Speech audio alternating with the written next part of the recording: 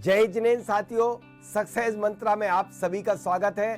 दोस्तों, कल के एपिसोड में आपने जाना था कि चंद स्वर और सूर स्वर के क्या कार्य होते हैं। यदि विपरीत स्वर में यदि हम कार्य को कर लेते हैं तो हमें क्या रिजल्ट प्राप्त होते हैं। हमारे कार्यों में सफलता कदापि प्राप्त नहीं होती है। यदि आप हर कदम पर सफलता चाहते हैं, हर दिन, हर मिनट, हर सेकंड में सफलता चाहते हैं, तो आपकी सांस ही सफलता के मंत्र बताती है। यही तो है सक्सेस मंत्रा। सक्सेस मंत्रा दुनिया का वह कोई मंत्र नहीं है, बल्कि सबसे बड़ी मशीन प्रभु ने आपके लिए फिट करके दी हुई है, जो आपको हर पल, हर क्षण आपको सांसों के माध्यम से आपका भविष्य बताती है। यहां तक 6 माह बाद आपके लिए कोई बीमारी आएगी, लेकिन 6 माह और 1 वर्ष पूर्व आपके लिए संकेत देती है। हर गुड़ी पड़वा का दिवस हर वर्ष के आपके स्वास्थ्य पर पड़ने वाले दुष्प्रभावों को बता देती है।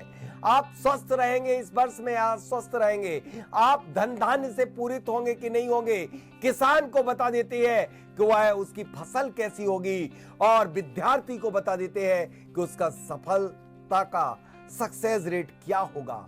तो दोस्तों, आगामी आने वाले 22 मार्च को आने वाली है गुड़ी पड़वा। लंबा समय नहीं बचा, लेकिन वह गुड़ी पड़वा का एक दिवस, उस दिन की पौ फटते ही सांस, निकली हुई सांस आपको वर्ष भर का भविष्य बताएगी।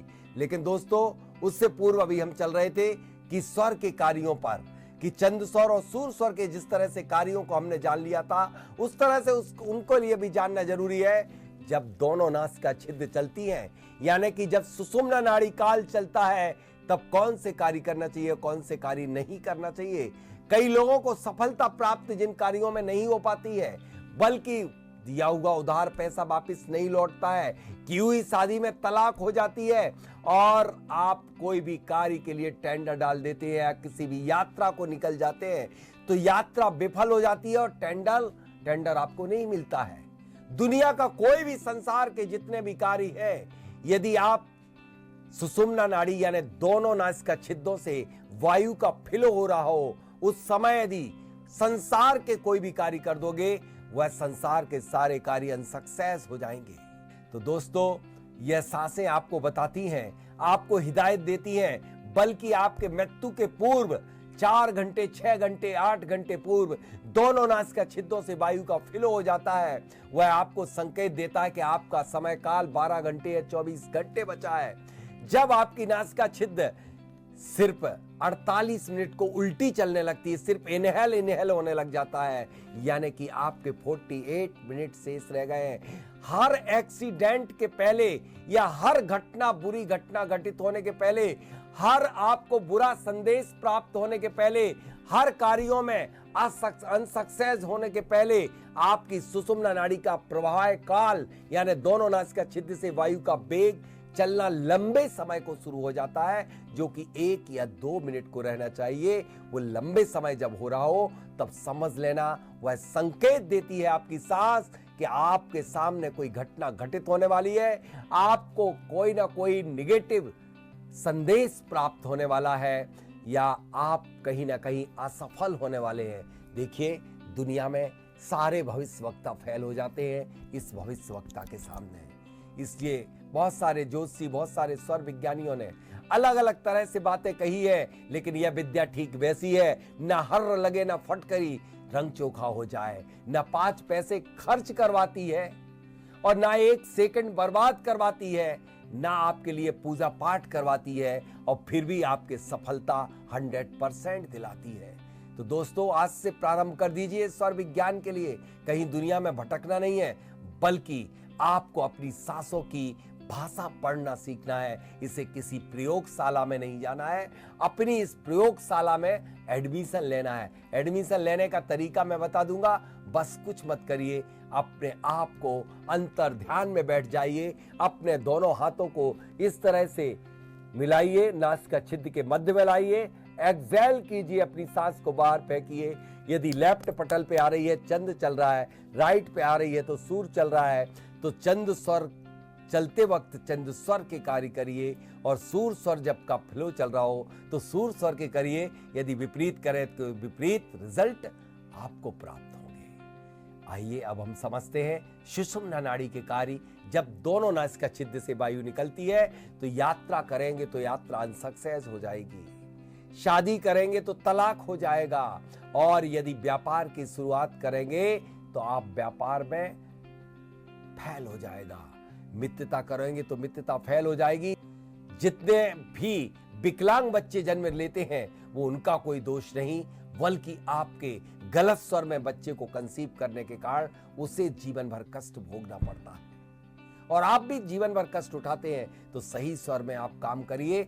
कभी भी सुषुम्ना नाड़ी में ये सारे काम मत करिएगा। कोई भी बच्चे कभी भी अध्ययन न करें। हमारे बुजुर्ग कहा करते थे कि दोनों वक्त का टाइम हो गया है, अभी कुछ अशुभ अशुभ मत बोलो। यानी सुषुम्ना नाड़ी काल में जब दोनों नासिका छिद्र से वायु का फ्लो हो रहा हो, उस समय जिस बात को बोल दिया जाता है, सोच लिया जाता है, वो 100% पूरी होती है। इसलिए जितने मोटिवेशनल गुरु हैं वो कहते हैं सिर्फ ये सोचिए कि मेरा काम बन चुका है, मेरा काम बन चुका है, इसमें और कोई जादू नहीं छिपा।